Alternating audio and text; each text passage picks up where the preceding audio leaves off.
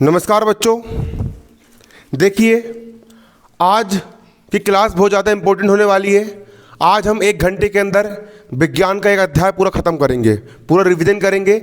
जिस किसी बच्चे ने पहले अध्याय याद कर चुका है वो भी पूरे फोकस से समझेगा, और जिसने याद नहीं किया है वो भी पूरे फोकस से समझेगा। आपके पास जो गाइड है उस गाइड से आपको याद करना है। आपके पास जो मटेरियल है, जो परीक्षा अध्ययन है, आपको उस परीक्षा अध्ययन से आपको याद करना है। तो आपको अभी क्या करना है, आपको अभी बिल्कुल हाथ बांध करके बिल्कुल बैठ जाना है और आंख और कान को बिल्कुल एक्टिव रखना है और पूरे फोकस से समझना है। मैं आपको पूरा का पूरा अध्याय एक बार में ही समझा दूंगा। पूरा अध्याय कितने बार में? एक बार में ही समझा दूंगा। पूरे फोकस के साथ आपको यहाँ पर समझना है। मोस्ट इंपॉर्टेंट अध्याय है यहाँ पर आपका, और बहुत मज़ेदार अध्याय भी है।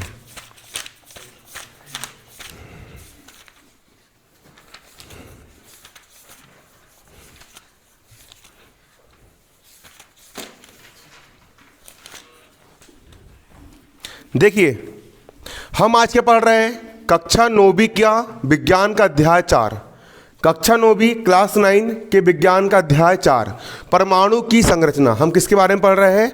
परमाणु की संरचना के बारे में पढ़ रहे हैं। हमने अध्याय 3 में परमाणु के बारे में पढ़ चुका है। एक बार मैं फिर से बता देता हूँ कि परमाणु क्या होता है। ये जो पूरी की पूरी पृथ्वी है, ये जो पूरी की पूरी धरती है, चाहे मैं हूँ, जो लड़की हो, जो लड़का हो, या फिर जो पेन वो मुँह में डाल रहा है वो वाला पेन हो, या फिर कुछ भी हो, समझ में आ रहा है? ये जो पूरी की पूरी जो दुनिया है, जो पूरी की पूरी जो सृष्टि है, जो पूरी की पूरी कायनात जो है, ये पूरी पृथ्वी कुल मिलाकर के 118 तत्वों से मिलके बनी है। कुल कितने तत्व? 118 तत्वों से मिलकर के हमारी इस पूरी सृष्टि, हमारी इस पूरी पृथ्वी का क्या हुआ है? निर्माण हुआ है। अब जब ये तत्व अलग अलग टाइप से संयोग करते, जैसे कि एक तत्व हो गया हाइड्रोजन और दूसरा तत्व हो गया ऑक्सीजन। जब 2 हाइड्रोजन और 1 ऑक्सीजन मिला तो बन गया पानी। क्या बन गया? पानी। जब 6 कार्बन मिले, 12 हाइड्रोजन मिले और 6 ऑक्सीजन मिले तो बन गया ग्लूकोज। अरे क्या बन गया? ग्लूकोज बन गया। बन गया ग्लूकोज। उसके बाद एक मिला सोडियम और एक मिला क्लोरीन, तो सोडियम क्लोराइड नमक बन गया। क्या बन गया? सोडियम क्लोराइड नमक बन गया। मतलब जितनी भी चीज बनी है ना, है ना, जैसे दूध से दही भी बनता है, रबड़ी भी बनती है, उसी प्रकार जितनी भी चीज बनी है, इंसान, जानवर, घोड़ा, गधा, लंगूर, भंगूर, सब कुछ, अंगूर, सब कुछ, ये जितनी भी चीज जो बनी है, जितनी भी जो क्या बनी है, चीजें बनी हुई हैं, ये सारी की सारी चीजें 118 तत्वों से मिलकर के बनी है। कितने तत्वों से मिलकर बनी है? 118 तत्वों से मिलकर के बनी है। प्रकृति की सभी चीजें, सब कुछ कितने तत्वों से मिलके बनी है? 118 तत्वों से मिलके बनी है। अब मान चलो कि मैंने एक तत्व लिया लोहा। मैंने एक तत्व क्या लिया? लोहा लिया, मतलब Fe लिया जी। आपका एक तत्व क्या हो गया? लोहा या Fe हो गया। तो किसी भी तत्व का इस लोहा Fe की रोड हो गई है, ये किसकी रोड हो गई? लोहा Fe की रोड हो गई।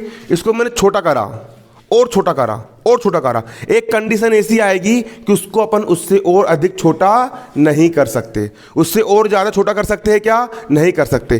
तो किसी भी तत्व का सूक्ष्मतम कण, छोटे से छोटा कण परमाणु कहलाता है। मतलब जैसे कि दीवार ईंट से मिलकर बनी होती है, उसी प्रकार पूरी दुनिया किससे मिलकर बनी होती है? परमाणु। किसी भी तत्व का सूक्ष्मतम कण, छोटे से छोटा कण, उसको और ज़्यादा छोटा नहीं कर सकते। किसी भी तत्व का बिल्कुल छोटे से छोटा कण, सूक्ष्मतम कण क्या कहलाता है? परमाणु कहलाता है।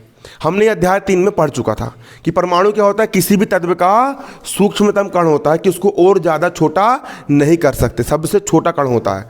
अब अध्याय 4 में हम क्या पढ़ेंगे कि वो सूक्ष्मतम कण जो परमाणु होता है ना, उसके वो क्या चीज़ है और उस परमाणु के अंदर क्या क्या होता है।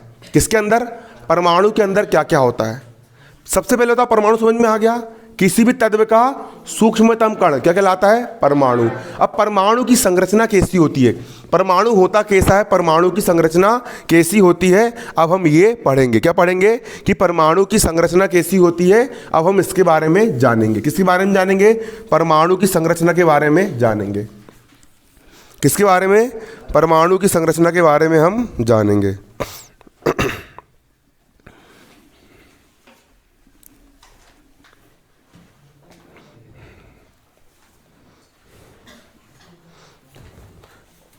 देखो पहले मैं आपको मौखिक समझ देता हूँ परमाणु क्या होता है। देखो परमाणु को अगर मैं जूम करूँ, ये परमाणु है, इतना परमाणु, इसको जूम कर रहा हूँ मैं, ये जूम कर रहा हूँ, मैंने जूम करा, ये इतना बड़ा कर दिया परमाणु को मैंने, हो गया जूम, हो गया।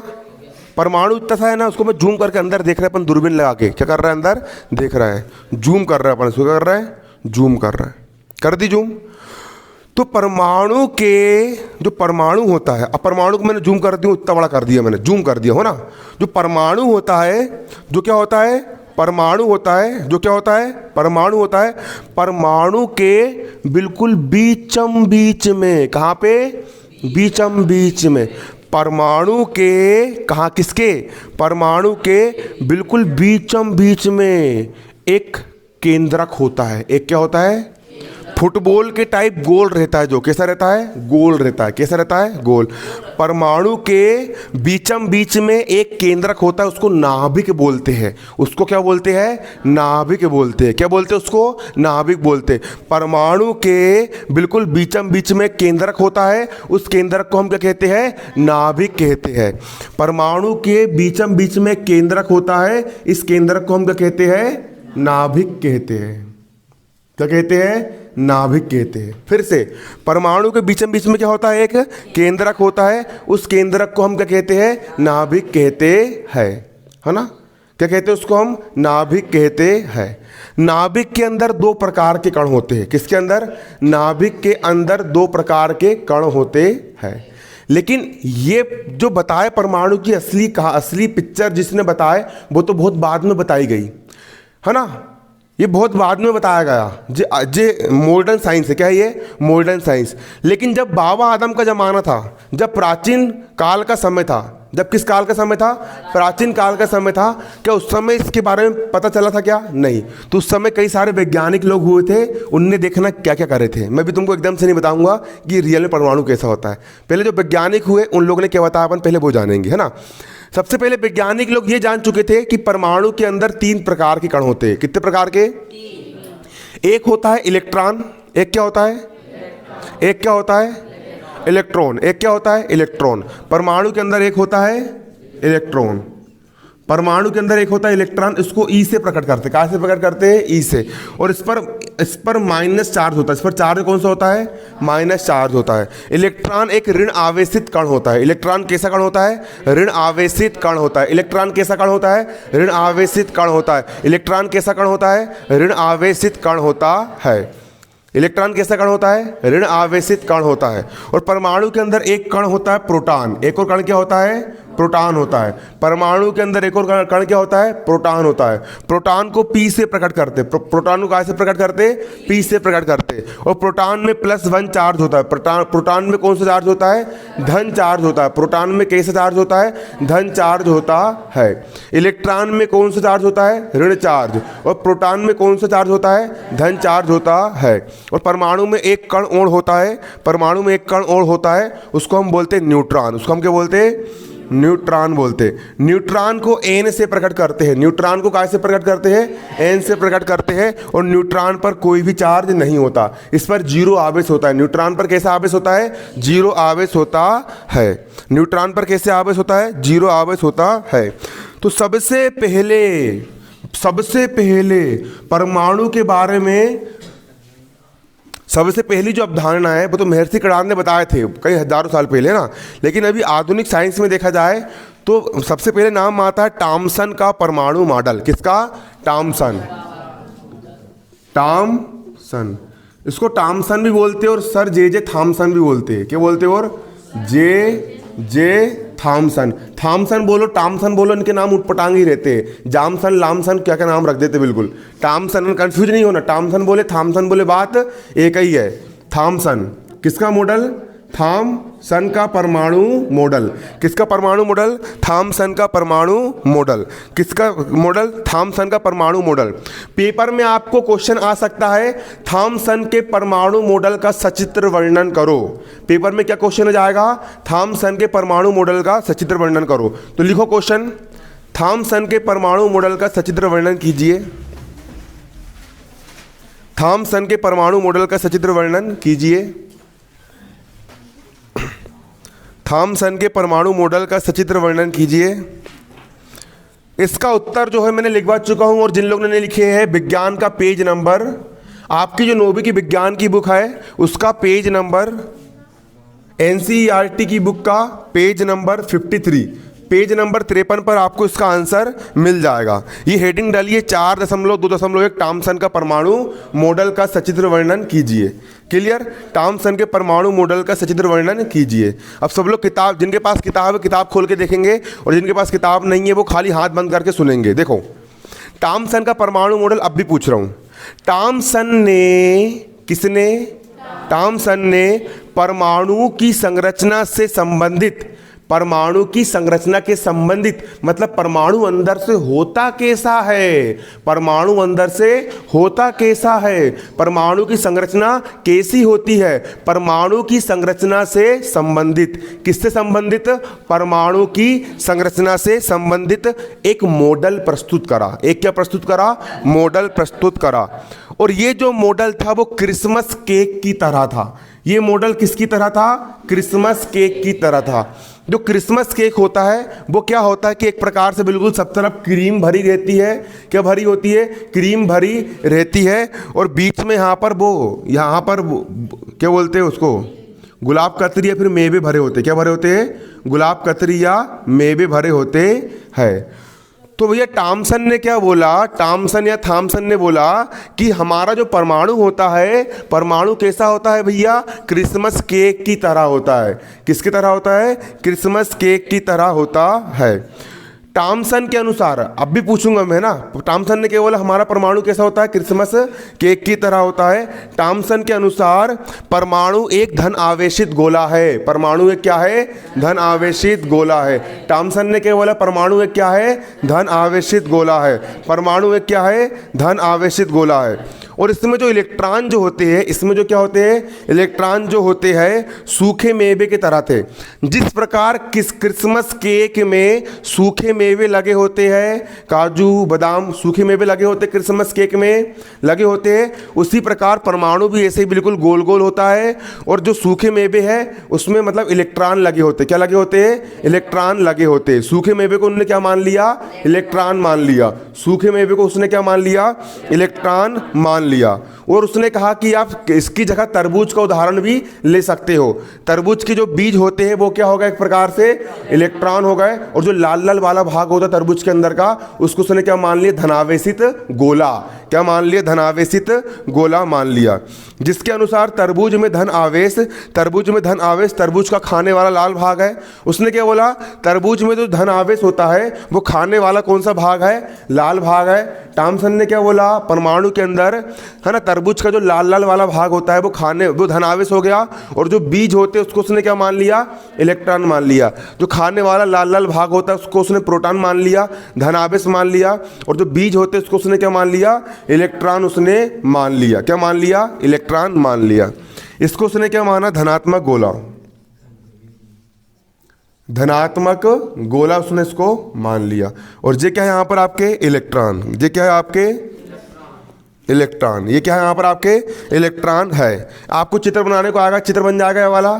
इतनी थ्योरी लिखने के लिए आएगी, इतनी थ्योरी लिख दोगे। अब अगला, टॉमसन ने प्रस्तावित किया कि, ये हेडिंग डालिए, टॉमसन ने क्या प्रस्तावित किया? देखो, परमाणु धन आवेशित गोले से बना होता है। टॉमसन ने क्या बोला? जो परमाणु होता है वो किससे बना होता है? धन आवेशित गोला से बना होता है। कौन किससे बना होता है? परमाणु धन आवेशित गोला से बना होता है। परमाणु किससे बना होता है? धन आवेशित गोला से बना होता है, और इलेक्ट्रॉन उसमें धसे होते हैं। इलेक्ट्रॉन उसमें क्या होते हैं? धसे होते हैं। अगला, टॉमसन ने बोला ऋणात्मक और धनात्मक आवेश परिमाण में बराबर होते हैं। मतलब जितनी मात्रा में ऋण आवेश होता है उतनी ही मात्रा में क्या होता है? धन आवेश होता है। ऋण आवेश और धन आवेश परिमाण में कैसे होते हैं? बराबर होते हैं। क्लियर? जितनी मात्रा में आपका ऋण आवेश होता है उतनी ही मात्रा में क्या होता है? धन आवेश भी होता है। ऋण आवेश और धन आवेश परिमाण में कैसे होते हैं? बराबर होते हैं। क्लियर? लेकिन टॉमसन ने ये जो परमाणु के बारे में बताया ना, ये मॉडल फेल हो गया। क्या हो गया? इसकी कुछ कुछ बात तो सही थी, लेकिन इस पूरी की पूरी बात उसने परमाणु के बारे में सही बताया क्या? नहीं बताया, और बहुत पुरानी बात हो गई थी। अब परमाणु के बारे में टॉमसन ने जो बताया, इतना समझ में आ गया, लिख दोगे पेपर में। अब टॉमसन के बाद आए भैया रदरफोर्ड। कौन आए? रदरफोर्ड। टॉमसन के बाद कौन आए? अपने रदरफोर्ड आए। टॉमसन के बाद कौन से वैज्ञानिक आए? रदरफोर्ड आए। पेपर में क्वेश्चन बन के पूछ सकता है, टॉमसन का परमाणु मॉडल लिखिए, है ना? क्लियर? लिख दोगे इतना पूरा, याद कर लोगे। अब देखिए रदरफोर्ड का परमाणु मॉडल। चलो टॉमसन का परमाणु मॉडल क्या था, तुम बताओ इधर पीछे। टॉमसन ने परमाणु की संरचना से संबंधित एक मॉडल प्रस्तुत किया जो क्रिसमस केक की तरह था। इसके अनुसार परमाणु एक धनावेशित गोला था जो परमाणुओं में धसे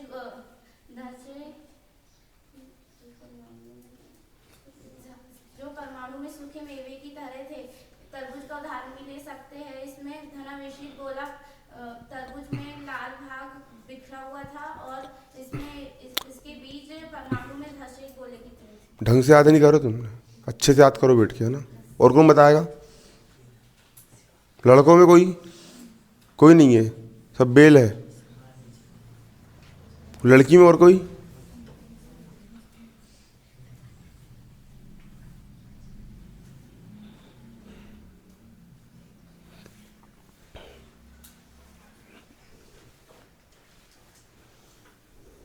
कौन बताएगा? चल निहारी का बता।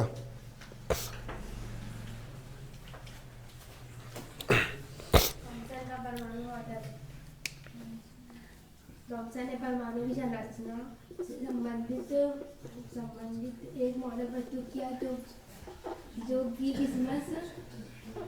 क्रिसमस केक की तरह था। इसके अब बैठ जा, मत बता, बैठ जा। रदरफोर्ड का परमाणु मॉडल। अब अगला परमाणु का मॉडल किसने दिया? रदरफोर्ड ने दिया। किसने दिया? रदरफोर्ड ने दिया। परमाणु मॉडल किसने दिया? रदरफोर्ड ने दिया। हम क्या पढ़ रहे हैं? रदरफोर्ड का परमाणु मॉडल। पेपर में आपको क्वेश्चन बन के जाएगा, पेपर में आपको क्या क्वेश्चन बन के आएगा कि रदरफोर्ड का परमाणु मॉडल क्या है, इसका सचित्र वर्णन करो। पेपर में क्या क्वेश्चन आएगा? रदरफोर्ड का परमाणु मॉडल क्या है, इसका सचित्र वर्णन करो।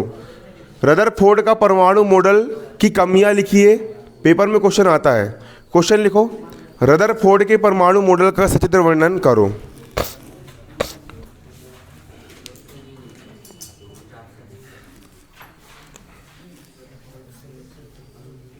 रदरफोर्ड का परमाणु मॉडल का सचित्र वर्णन करो। लिख लीजिए क्वेश्चन। क्वेश्चन लिखो, रदरफोर्ड के परमाणु मॉडल का सचित्र वर्णन करो। क्या वर्णन करो? रदरफोर्ड के परमाणु मॉडल का सचित्र वर्णन करो।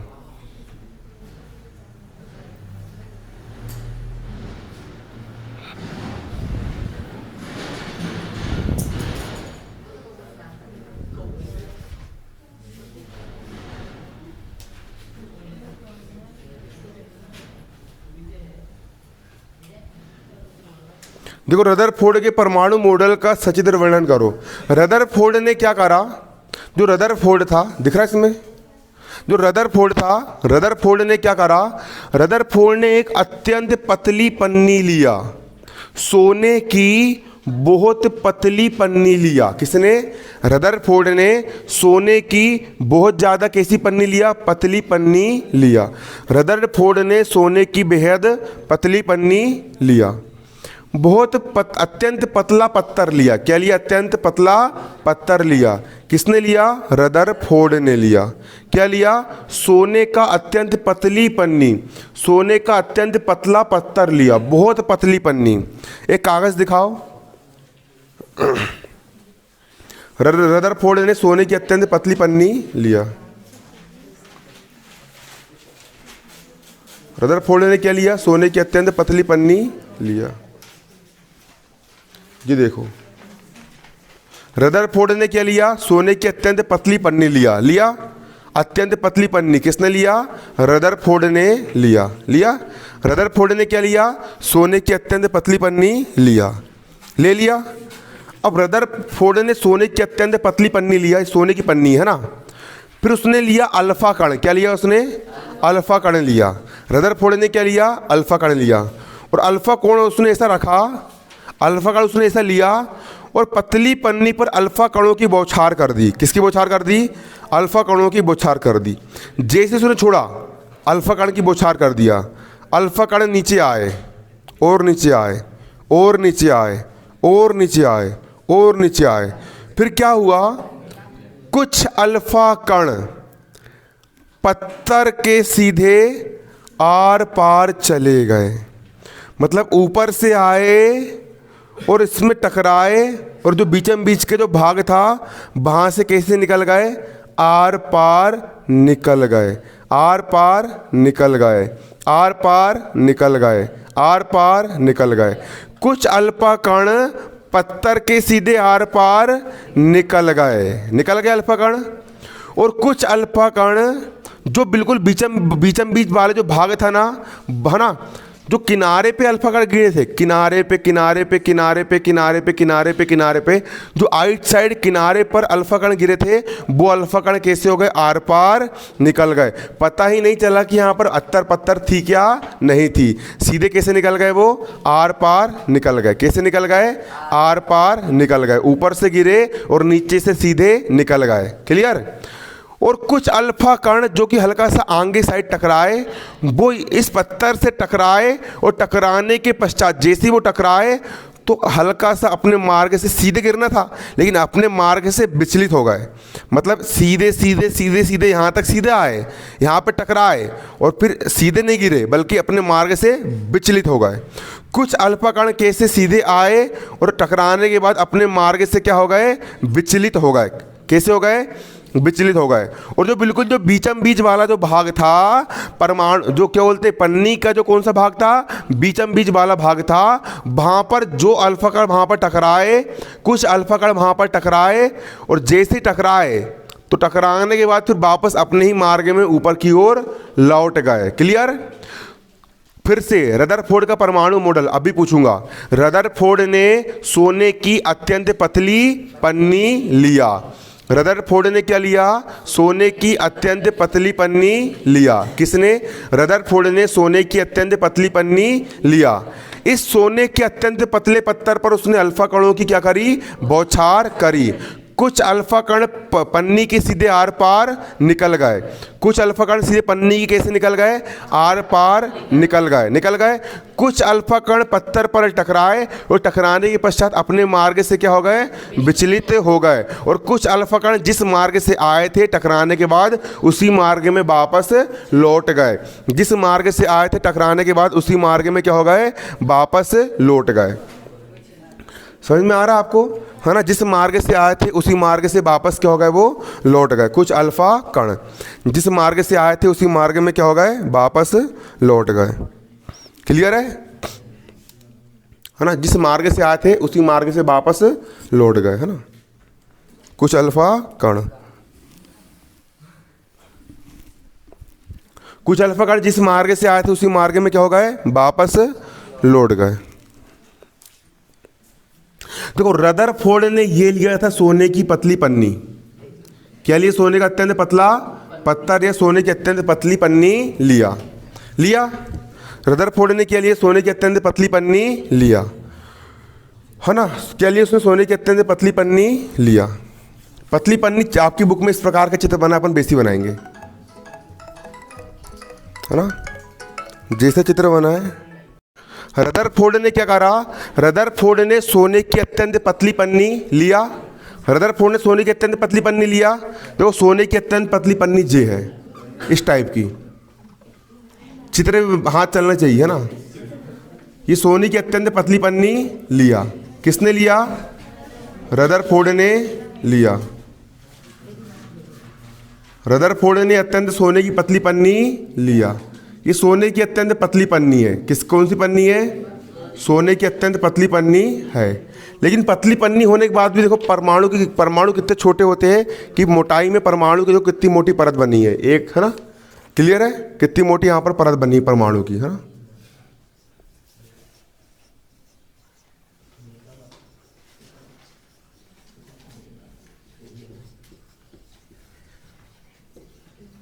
ये रदरफोर्ड ने के लिए सोने की अत्यंत पतली पन्नी लिया।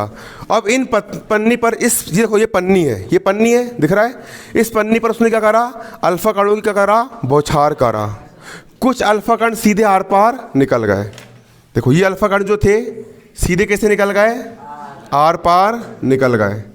कुछ अल्फा कण कैसे हो गए, सीधे आर पार निकल गए। ये अल्फा कण है, कैसे निकल गए, बिल्कुल सीधे आर पार निकल गए, सीधे आर पार निकल गए। पन्नी कैसे निकल गए, सीधे आर पार निकल गए। कुछ अल्फा कण सीधे सीधे आए, परंतु टकराने के पश्चात, किसके पश्चात, टकराने के पश्चात अपने मार्ग से विचलित हो गए। कुछ अल्फा कण आए और टकराने के पश्चात अपने मार्ग से क्या हो गए, विचलित हो गए। कुछ अल्फा कण आए, टकराने के पश्चात अपने मार्ग से क्या हो गए, विचलित हो गए। अपने मार्ग से क्या हो गए, विचलित हो गए। अपने मार्ग से क्या हो गए, अल्फा कण विचलित हो गए। अपने मार्ग से क्या हो गए, विचलित हो गए। क्लियर। और कुछ अल्फा कण ऐसे थे, क्या बोला मैंने, कुछ अल्फा कण ऐसे थे जिस मार्ग से आए उसी मार्ग से वापस लौट गए। जिस मार्ग में टकराए इधर साइड आए और इसी मार्ग में वापस क्या हो गए, लौट गए। इस मार्ग में टकराए और इसी मार्ग में वापस क्या हो गए, लौट गए। कुछ अल्फा कण। क्लियर। कुछ अल्फा कण क्या हुए, जिस मार्ग से टकराए उसी मार्ग से, है ना, वापस लौट गए। ये चित्र आपको बनाने को आ जाएगा। कभी कभी पेपर में क्या पूछ लेता है, कुछ नहीं पूछेगा, इतना बस बोल देगा रदरफोर्ड के परमाणु मॉडल का चित्र बनाइए। तो आपको इस टाइप का क्या बनाना पड़ेगा, चित्र बनाना पड़ेगा। क्या बनाना पड़ेगा, इस टाइप का चित्र बनाना पड़ेगा। तो देखो देखो रदरफोर्ड, है ना, देखो पेज नंबर, इसका आंसर मिलेगा आपको पेज नंबर 54 में। आपके विज्ञान की बुक का पेज नंबर 54 में आपको मिल जाएगा। देखिए, लेकिन अल्फा कण, चित्र के नीचे से लिखना है, लेकिन अल्फा कण प्रकीर्णन प्रयोग से आशा के बिल्कुल विपरीत परिणाम मिले। इससे निम्न परिणाम मिले। इससे क्या मिले, निम्न परिणाम मिले। पहला, तेज गति से चल रहे अधिकतर अल्फा कण सोने की पन्नी से सीधे निकल गए। क्या बोले, तेज गति से चल रहे अल्फा कण सोने की पन्नी से सीधे आर पार निकल गए। तेज गति से चल रहे अल्फा कण सोने की पन्नी से आर पार निकल गए। दूसरा, कुछ अल्फा कण है ना, कुछ अल्फा कण पन्नी के द्वारा बहुत छोटे कोण से विक्षेपित हुए।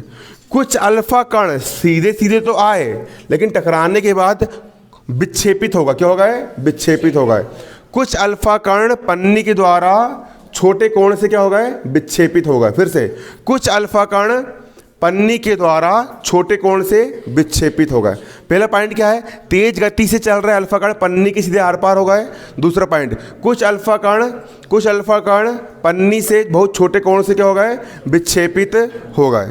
इसके बाद तीसरा यहाँ पर यह है कि भैया आश्चर्यजनक रूप से प्रत्येक 12,000 कण में से, कितने कण में से, प्रत्येक 12,000 कण में से एक कण ऐसा था जो टकराने के बाद जिस मार्ग से आया उसी मार्ग में क्या हो गया, वापस आ गया, है ना। आश्चर्यजनक रूप से 12,000 कणों में से एक कण क्या हो गया, वापस आ गया। जिस मार्ग से गया था उसी मार्ग में क्या हो गया, वापस आ गया। आश्चर्यजनक रूप से 12,000 कणों में से एक कण, है ना, जिस मार्ग से गया था उसी मार्ग में क्या हो गया, वापस आ गया।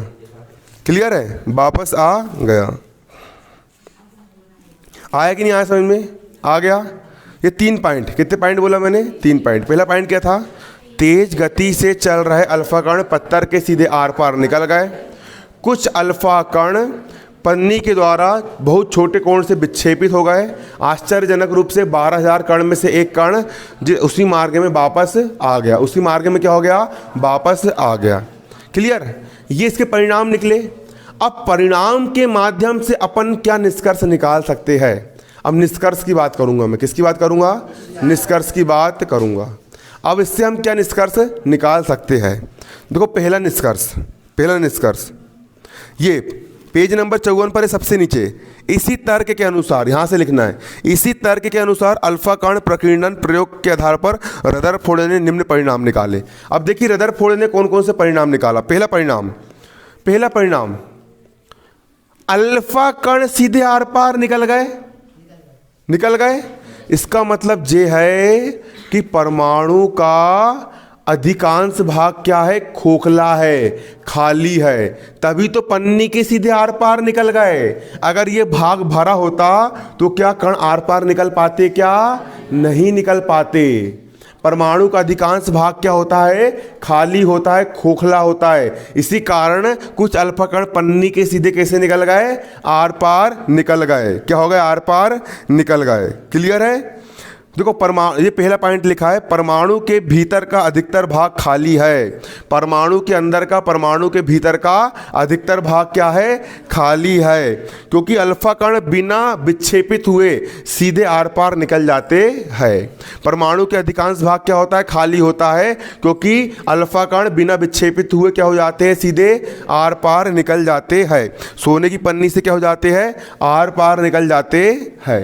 अब पेज नंबर 55 पर दूसरा पॉइंट लिखा है सबसे ऊपर, पेज नंबर 55 पर दूसरा पॉइंट, बहुत कम अल्फा कण। क्या बोल रहे हैं यहाँ पर अपन? बहुत कम अल्फा कण। कैसे कण? बहुत कम अल्फा कण अपने मार्ग से विक्षेपित होते हैं। अपने मार्ग से क्या होते हैं? विक्षेपित होते हैं। बहुत कम अल्फा कण अपने मार्ग से क्या होते हैं? विक्षेपित। कुछ अल्फा कण यहाँ पर आए टकराए और सीधे नहीं गए, बल्कि अपने मार्ग से क्या हो गए? विक्षेपित हो गए। मतलब अपने मार्ग से क्या हो गए? हट गए। अपने मार्ग से क्या हो गए? विक्षेपित हो गए। बहुत कम अल्फा कण अपने मार्ग से क्या होते हैं? विक्षेपित हो जाते हैं। बहुत कम अल्फा कण अपने मार्ग से क्या हो जाते हैं? विक्षेपित हो जाते हैं। अपने मार्ग से क्या हो जाते हैं? विक्षेपित हो जाते हैं। इससे ये पता चलता है, इससे ये पता चलता है कि परमाणु में धनावेश की मात्रा बहुत कम होती है। परमाणु में धनावेश भाग क्या होता है? बहुत ज़्यादा कम होता है। परमाणु में कौन सा भाग? धनावेश भाग क्या होता है? बहुत ज़्यादा कम होता है। धनावेश भाग कम होता है, तभी तो बहुत कम अल्फा कण अपने मार्ग से क्या हो गए? विचलित हो गए। अपने मार्ग से क्या हो गए? वो हट गए। अपने मार्ग से क्या हो गए? वो हट गए, है ना। पहला पॉइंट, परमाणु का अधिकांश भाग कैसा होता है? खाली होता है ना, क्योंकि अल्फा कण सोने की पन्नी से सीधे आर पार चले जाते हैं। कैसे हो जाते हैं? आर पार चले जाते हैं, है ना। बहुत कम अल्फा कण अपने मार्ग से क्या होते हैं? विचलित होते हैं। मतलब यहाँ पर वो आए और आने के बाद टकराए, और टकराने के बाद अपने मार्ग से क्या हो गए? वो विचलित हो गए। इससे ये निष्कर्ष निकलता है कि परमाणु में जो धन वाला जो भाग है वो बहुत कम होता है। क्या होता है? बहुत ज़्यादा कम होता है। धनावेशित भाग बहुत ज़्यादा क्या होता है? कम होता है। इसी कारण वो क्या हो जाते हैं? विक्षेपित हो जाते हैं। अगला, बहुत कम अल्फा कण, क्या बोला? बहुत कम अल्फा कण 180 डिग्री पर विक्षेपित हुए थे। बहुत कम अल्फा कण 180 डिग्री, मतलब जिधर से वो आए और उधर ही वापस लौट गए। 12,000 कणों में से एक कण ऐसा था। क्या बोल रहे हैं यहाँ पर अपन? 12,000 कणों में से एक कण ऐसा था कि भैया वो 180 डिग्री पर विक्षेपित हुआ। मतलब जिस मार्ग से आया था उसी मार्ग में वापस लौट गया था। कितने डिग्री से विक्षेपित हुआ था? 180 डिग्री से विक्षेपित हुआ था। उसको जाना था सीधा, लेकिन 180 डिग्री का कोण बना के वापस अपने मार्ग में लौट आ गया, है ना। बहुत कम अल्फा कण कितने डिग्री से? 180 डिग्री कोण से विक्षेपित हुए। इससे ये निष्कर्ष निकलता है कि परमाणु का जो बिल्कुल धन वाला भाग होता है वो बिल्कुल केंद्र में स्थित होता है। कहाँ स्थित होता है? केंद्र में स्थित होता है। क्लियर? परमाणु का जो धन वाला भाग होता है वो कहाँ स्थित होता है? केंद्र में स्थित होता है, नाभिक में स्थित होता है। कहाँ पर स्थित होता है? नाभिक में स्थित होता है ना। इसी कारण तो यहाँ इस वाले भाग में जो अल्फा कण टकराए वो उसी मार्ग में क्या हो गया? वापस लौट गए। समझ में आ रहा है? बहुत कम अल्फा कण 180 डिग्री कोण पर, है ना, विक्षेपित होते हैं। इससे ये संकेत मिलता है कि सोने के परमाणु का पूर्ण धनावेशित भाग, क्या बोल रहा है? सोने के परमाणु का पूर्ण धनावेशित भाग, जिसका वजन होता है कुछ ना कुछ, जिसका द्रव्यमान होता है, जिसका वजन अपन उससे टकराएंगे तो ही तो वापस अपन लौट के आएंगे। आने की नहीं आ रहा है समझ में? जिसका वजन है उससे अपन टकराएंगे, दीवार से टकराएंगे तो अपन वापस लौट के जाएंगे। गेंद जाती टकराती वापस लौट के जाती है, क्योंकि वहाँ पर क्या होता है? वजन होता है। क्या होता है? वहाँ पर वजन होता है। क्लियर? क्योंकि धनावेशित भाग कहाँ पर केंद्रित है? परमाणु के केंद्र में केंद्रित है। कहाँ पर केंद्रित है? केंद्र में केंद्रित है। ये 3 पॉइंट लिख दिए। अब इसके बाद अब रदरफोर्ड ने क्या निष्कर्ष निकाले, उसको नीचे 3 निष्कर्ष यहाँ पर आपको और दिए हैं। 3 निष्कर्ष यहाँ पर आपके और दिए। देखो, पहला निष्कर्ष क्या समझना? पहला निष्कर्ष, पहला निष्कर्ष यहाँ पर ये निकलता है, परमाणु का केंद्र धनावेशित होता है। जो परमाणु होता है, अब इससे देखो क्या निष्कर्ष निकला वो समझेंगे हम। अब रदरफोर्ड ने क्या निष्कर्ष निकला, रदरफोर्ड ने क्या बताया, रदरफोर्ड ने क्या बोला वो देखेंगे, है ना। रदरफोर्ड ने कहा परमाणु का जो केंद्र होता है, जो परमाणु का क्या होता है, केंद्र, जो परमाणु का केंद्र होता है वो धनावेशित होता है। परमाणु, जो परमाणु हो गया आपका पूरा, ये क्या हो गया, परमाणु। परमाणु का जो केंद्र होता है वो कैसा होता है, धनावेशित होता है। परमाणु का केंद्र कैसा होता है, धनावेशित होता है, जिसे नाभिक कहा जाता है। जिसे क्या कहा जाता है, नाभिक कहा जाता है। जिसे क्या कहा जाता है, नाभिक कहा जाता है। जिसे क्या कहा जाता है, नाभिक कहा जाता है। परमाणु का जो केंद्र होता है वो धनावेशित होता है, जिसे क्या कहा जाता है, नाभिक कहा जाता है। क्लियर, क्या कहा जाता है, नाभिक कहा जाता है। चल पीछे तू बता, खड़े हो के तू, हाँ खड़े हो, चल तू खड़े हो अविनाश, बता रदरफोर्ड ने क्या परिणाम निकाला, खड़े होके बताना है, खड़े होके, समझ में नहीं आ रहा क्या, खड़े होके बताना है। बाजू वाला, उसके बाजू वाला, तुम लोग जो बेल टाइप की हरकत कर रहे हो ना, मैं मजाक नहीं कर रहा हूँ, ये कंडीशन रहेगी ना कुछ नहीं कर पाओगे, निपट जाओगे, फेल हो जाओगे। पूरी क्लास का ध्यान, लेकिन तुम 3-4 लोग बस वहाँ पर पीछे मस्ती कर रहे हो, पता नहीं क्या पगलाई कर रहे हो।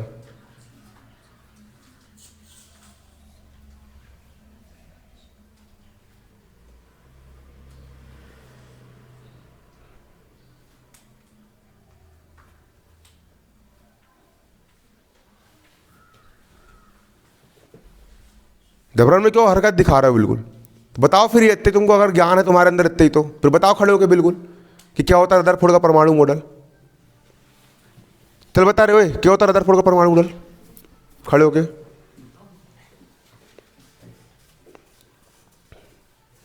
रदरफोर्ड का परमाणु मॉडल,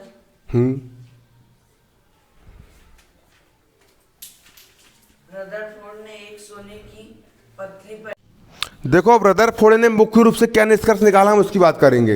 रदरफोर्ड ने मुख्य रूप से क्या निष्कर्ष निकाला, परमाणु का केंद्र धनावेशित होता है। जो परमाणु होता है, परमाणु का जो केंद्र होता है, परमाणु का जो क्या होता है, केंद्र होता है, वो क्या होता है, धनावेशित होता है। किसका, परमाणु का केंद्र कैसा होता है, धनावेशित होता है। किसका केंद्र, परमाणु का जो केंद्र होता है वो कैसा होता है, धनावेशित होता है, जिसे नाभिक कहते हैं। इसको अपन क्या बोलते हैं, नाभिक कहते हैं। रदरफोर्ड ने बताया कि परमाणु का जो केंद्र होता है, परमाणु का जो क्या होता है, केंद्र होता है, वो कैसा होता है, धनावेशित होता है, जिसे क्या कहते हैं, नाभिक कहते हैं। और परमाणु का संपूर्ण द्रव्यमान, मतलब परमाणु का संपूर्ण वजन, परमाणु का संपूर्ण द्रव्यमान, परमाणु का संपूर्ण वजन नाभिक में केंद्रित होता है। कहाँ पर केंद्रित होता है, नाभिक में केंद्रित होता है।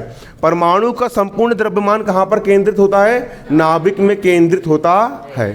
फिर से, परमाणु का क्या बोला उसने, परमाणु का केंद्र, परमाणु का केंद्र सेंटर्ड पॉइंट है ना, परमाणु का केंद्र धनावेशित होता है ना, धनावेशित होता है, जिसे नाभिक कहते हैं। और परमाणु का संपूर्ण द्रव्यमान, परमाणु का संपूर्ण वजन कहाँ पर केंद्रित होता है, नाभिक पर केंद्रित होता है। कहाँ केंद्रित होता है, नाभिक पर केंद्रित होता है।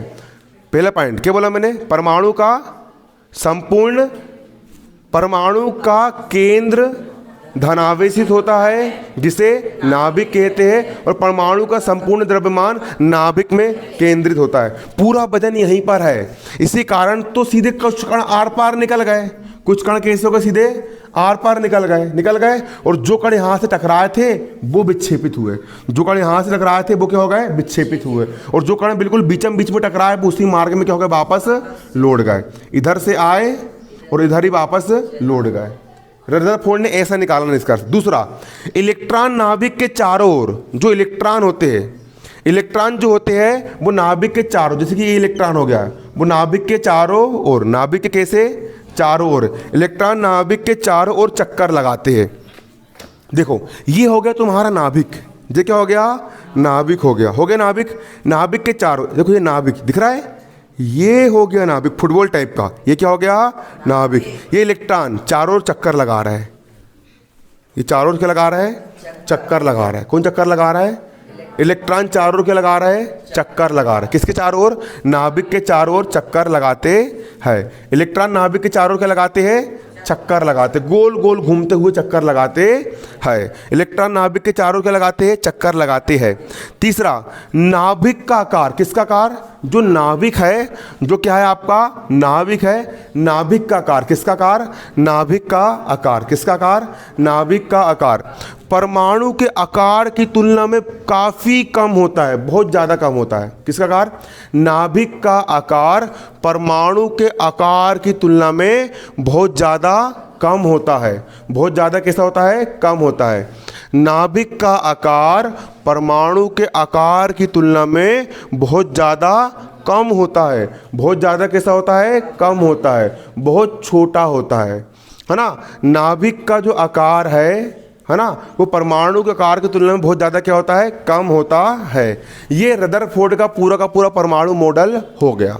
पहला पॉइंट क्या है, परमाणु का केंद्र धनावेशित होता है जिसे नाभिक कहा जाता है। परमाणु का संपूर्ण द्रव्यमान नाभिक पर केंद्रित होता है। दूसरा पॉइंट क्या है यहाँ पर आपका, इलेक्ट्रॉन नाभिक के चारों ओर वर्तुलाकार मार्ग में चक्कर लगाते हैं। और तीसरा पॉइंट, नाभिक का आकार परमाणु के आकार की तुलना में बहुत ज़्यादा क्या होता है, छोटा होता है।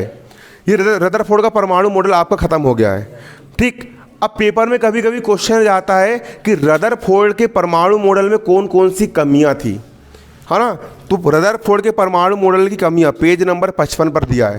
क्वेश्चन लिख लो या फिर बुक में टिक कर लो, पेपर में क्वेश्चन जाएगा रदरफोर्ड के परमाणु मॉडल की कमियां लिखिए। किसकी कमियां लिखना है, रदरफोर्ड के परमाणु मॉडल की कमियां लिखिए। देखो, मार्ग में चक्रण करते हुए इलेक्ट्रॉन का स्थायी हो पाना संभावित नहीं है। देखो ये नाभिक हो गया, ये क्या हो गया, नाभिक हो गया। नाभिक के चारों ओर कौन चक्कर लगा रहे हैं, इलेक्ट्रॉन चक्कर लगा रहे हैं। तो जब इलेक्ट्रॉन चक्कर लगा रहे हैं तो वो स्थायी हो पाना उनका संभव नहीं है। वो स्थिर रहेंगे क्या, नहीं रहेंगे, बल्कि क्या लगाते रहेंगे, वो चक्कर लगाते रहेंगे। और गोलाकार कक्ष में चक्कर लगाएंगे। कहाँ चक्कर लगाएंगे, गोलाकार कक्ष में त्वरित होकर के चक्कर लगाएंगे। कहाँ पे चक्कर लगाएंगे, गोलाकार कक्ष में त्वरित होकर चक्कर लगाएंगे, है ना। अब मान के चलो यदि कोई इलेक्ट्रॉन यहाँ पर घूम रहा है गोल गोल, इलेक्ट्रॉन क्या हो रहा है, गोल गोल घूम रहा है, चक्कर लगा रहा है। क्या लगा रहा है, चक्कर लगा रहा है। तो एक प्रकार से ऊर्जा निकलेगी, एक प्रकार से क्या निकलेगी, ऊर्जा निकलेगी। गोल गोल घूमने के कारण, त्वरण होने के कारण क्या निकलेगी, एक प्रकार की ऊर्जा निकलेगी ऊर्जा। और फिर एक कंडीशन ऐसी आ जाएगी कि धीरे धीरे इलेक्ट्रॉन की स्पीड क्या हो जाएगी, कम हो जाएगी। और इलेक्ट्रॉन कहाँ पे आके घुस जाएगा, नाभिक के अंदर आकर के घुस जाएगा, धंस जाएगा। इलेक्ट्रॉन कहाँ पे आके धंस जाएगा, अब मान चलो कि ये गाड़ी चक्कर लगा रही, पेट्रोल खत्म हो जाएगा, फिर वो आके गिर जाएगा, है ना। तो उसी प्रकार जब इलेक्ट्रॉन यहाँ पर चक्कर लगाते जाएगा, उसकी ऊर्जा बाहर निकलते जाएगी और वो कहाँ पे आके धंस जाएगा, नाभिक पे आके टकरा जाएगा। और अगर ऐसा होता है तो इलेक्ट्रॉन क्या हो जाएंगे, पूरे के पूरे खत्म हो जाएंगे, है ना। और परमाणु क्या हो जाएगा, अस्थायी हो जाएगा। परमाणु कैसे हो जाएगा, अस्थायी हो जाएगा। इसमें इलेक्ट्रॉन कम हो जाएंगे और नाभिक क्या हो जाएगा, ज़्यादा हो जाएगा। तो परमाणु के स्थायित्व की व्याख्या रदरफोर्ड कर पाया क्या, नहीं कर पाया। यही रदरफोर्ड ने के परमाणु मॉडल की सबसे बड़ी क्या थी, कमी थी, कि रदरफोर्ड ने परमाणु के स्थायित्व की व्याख्या कर पाया क्या, नहीं कर पाया। रदरफोर्ड परमाणु के स्थायित्व की व्याख्या कर पाया क्या, नहीं कर पाया। ये रदरफोर्ड के परमाणु मॉडल की क्या थी, सबसे बड़ी कमी थी, कि रदरफोर्ड परमाणु के स्थायित्व की व्याख्या नहीं कर पाया। बनेगा नहीं बनेगा, बन जाएगा। अब अगला है यहाँ पर आपका बोर का परमाणु मॉडल। किसका परमाणु मॉडल, बोर का परमाणु मॉडल। ये लास्ट परमाणु मॉडल है। ये क्या है आपका, लास्ट परमाणु मॉडल। ये सबसे पूछूंगा मैं, क्वेश्चन लिखो, बोर के परमाणु मॉडल का सचित्र वर्णन करो। बोर के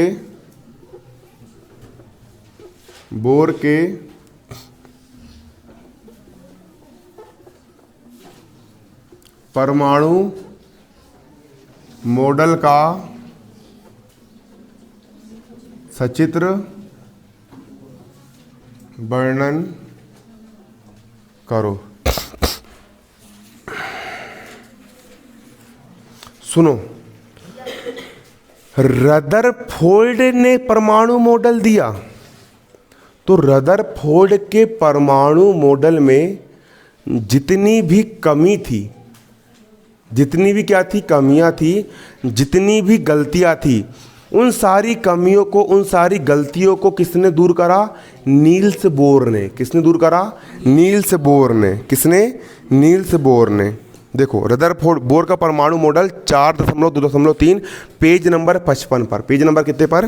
55 पर, पेज नंबर 55 पर इसका आंसर दिया है। पेज नंबर 55 पर आंसर दिया। देखो, रदरफोर्ड के परमाणु मॉडल पर उठी आपत्तियों को दूर करने के लिए, किसको दूर करने के लिए?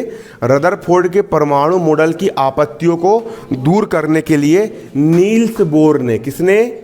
नील्स बोर ने एक परमाणु की संरचना के बारे में निम्न अवधारणाएं दी। परमाणु की संरचना के बारे में क्या दी? निम्न अवधारणाएं दी। पहली अवधारणा ये लिखी, पहली अवधारणा क्या बोला? इलेक्ट्रॉन केवल कुछ निश्चित कक्षाओं में ही चक्कर लगा सकते हैं। नील्स बोर ने बोला परमाणु का मध्य भाग क्या होता है? नाभिक। नाभिक में कौन सा चार्ज होता है? धनावेशित होता है। कैसा होता है? बाहर कौन चक्कर लगाते हैं? उसने बोला जो इलेक्ट्रॉन होते हैं वो कुछ निश्चित कक्षा में ही चक्कर लगाते। तो पहली कक्षा में होगा 2 इलेक्ट्रॉन, ये इलेक्ट्रॉन ना इधर भागेंगे ना उधर भागेंगे। इनकी जो रोड बनी हुई है, इनकी जो कक्षा बनी हुई है, इस निश्चित कक्षा में कौन चक्कर लगाते हैं? इलेक्ट्रॉन चक्कर लगाते हैं। देखो, इलेक्ट्रॉन केवल कुछ निश्चित कक्षाओं में ही क्या लगाते हैं? चक्कर लगाते हैं। इलेक्ट्रॉन केवल कुछ निश्चित कक्षाओं में ही क्या लगाते हैं?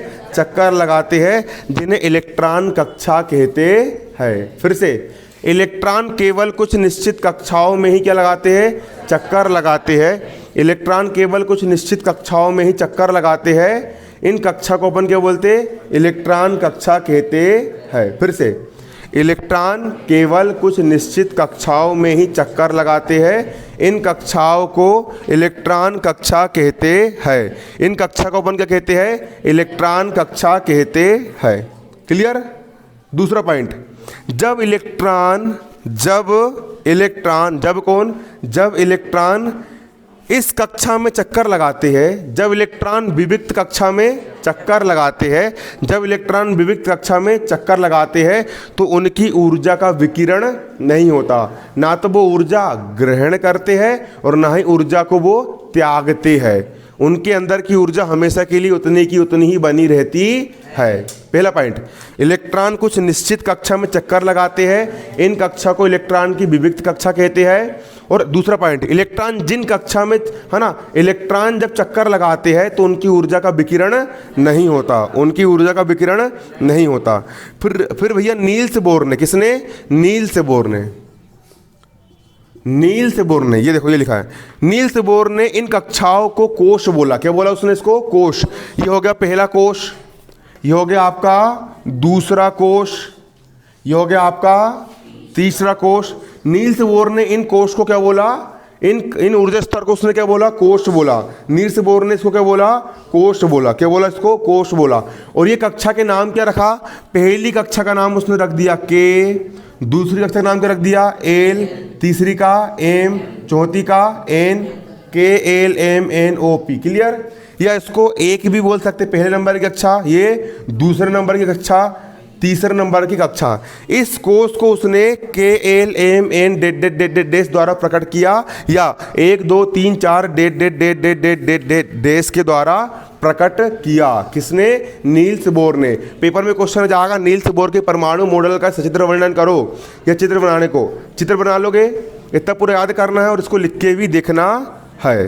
क्लियर? तुम्हारा अध्याय थोड़ा सा बचा है, कल ये अध्याय क्या हो जाएगा तुम्हारा? खत्म हो जाएगा।